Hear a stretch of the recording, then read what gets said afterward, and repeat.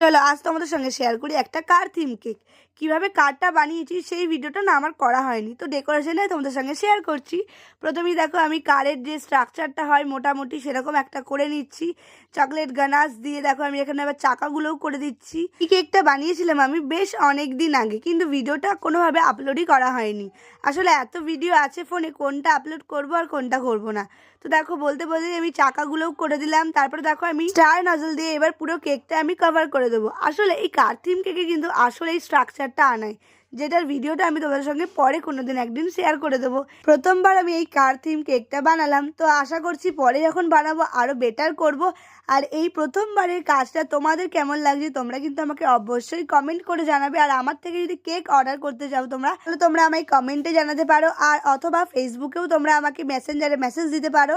তো এই যে কেক আমার একদম রেডি, কেমন লাগলো জানিও। আজকের মতো বাই।